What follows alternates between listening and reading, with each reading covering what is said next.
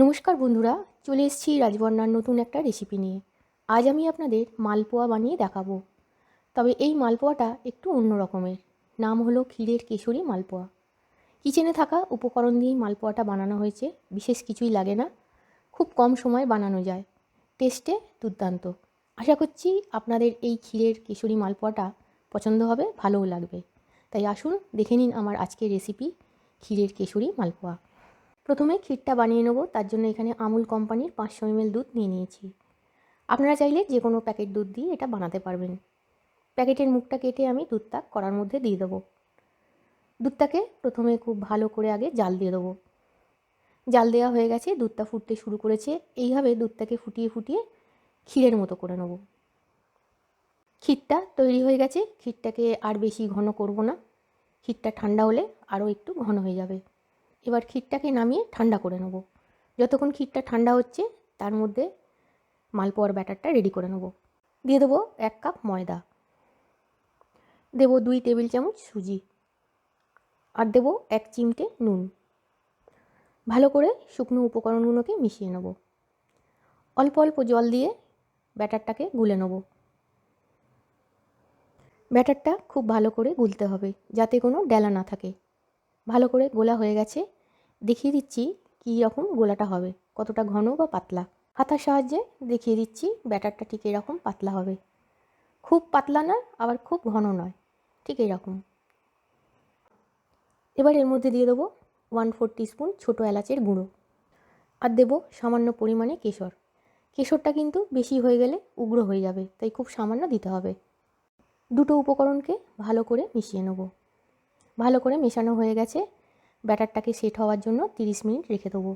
দিয়ে দেবো একটা ঢাকা। যতক্ষণ ব্যাটারটা সেট হচ্ছে তার মধ্যে চিনি শিরাটা বানিয়ে নেব। চিনি শিরা বানানোর জন্য দিয়ে দেবো 1/2 কাপ চিনি, দিয়ে দেবো 1.5 কাপ জল। চিনিটাকে জলের সঙ্গে ভালো করে মিশিয়ে নেব। চিনির জলটা ফুটতে শুরু করেছে। চিনির জলটাকে 10 মিনিট সময় ধরে হাই ফ্লেমে ফুটতে দেবো।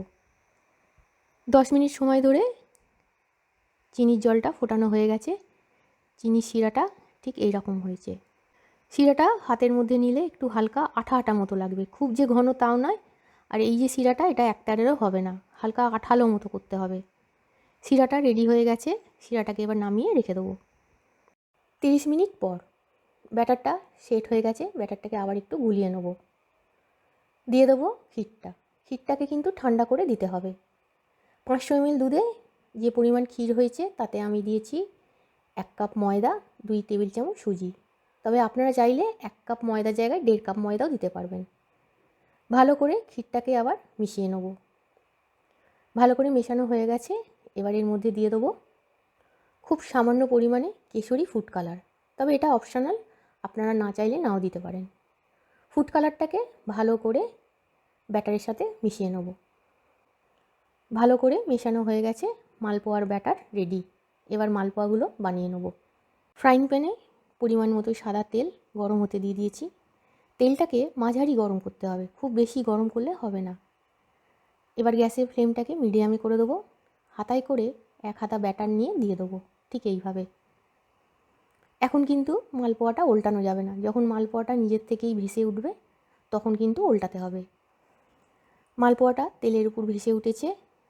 এবার মালপোয়াটাকে দুটো স্প্যাচুলা কিংবা দুটো চামচে, যে কোনো দুটো জিনিসের সাহায্যে এইভাবে উল্টে দিতে হবে, দিয়ে ওপর পিঠটা ভাজতে দিতে হবে। এইভাবেই উল্টে পাল্টে মালপোয়াটাকে ভেজে নিতে হবে। তবে এই মালপোয়া কিন্তু কোনো কালার হবে না, মালপোয়াগুলো এইরকমই কালার থাকবে।